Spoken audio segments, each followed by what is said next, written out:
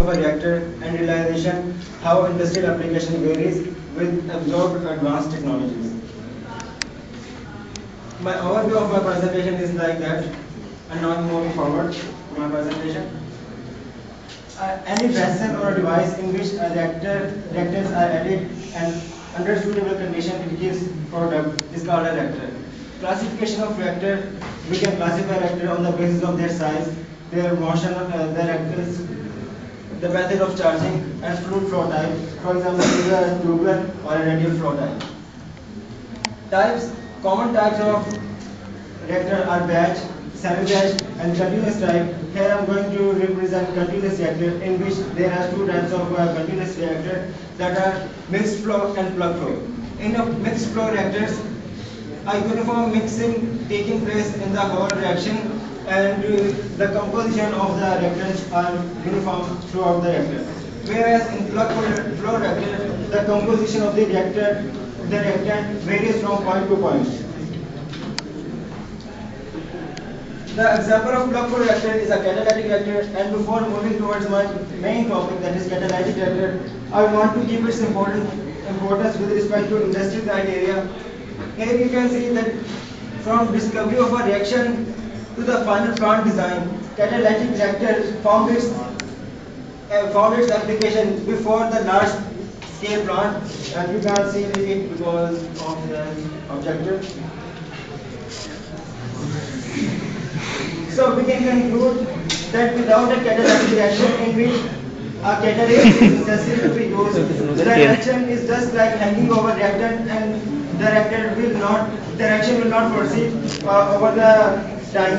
And the example of this reaction is like that reactions will be present in the reaction.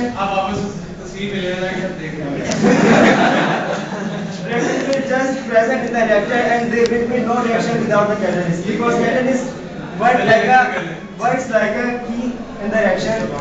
Okay. Introduction of a reaction due to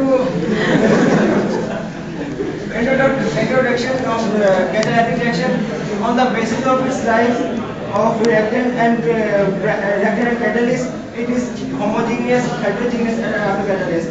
Homogeneous reactors are those in which the phase of reactants and catalyst is same, whereas heterogeneous catalysts are those in which the phase of reactants and catalyst is different. I am going to present a heterogeneous catalyst of continuous type, which is ammonia reactor. In ammonia converter, 4 moles of reactant are used to produce 2 moles of product with the heat evolution of 92 kilojoule of heat production. Leach-Chatrian principle is applied there, and Haber process and Gallic method are usually used for the production of ammonia. You can see that this is a picture of Haber process and this is a picture of Gallic process, Gallic method. By using Haber process with the variation in the reaction variables, we see that 95% of conversion we get with the help of 3 beds of catalyst. So best option is Haber process, and here you will see the flow pattern of reactants. Reactants enter from the upside, and then it enters through the heat exchangers. Then it enters into the first bed reactants, and after passing through the reactor, the composition varies from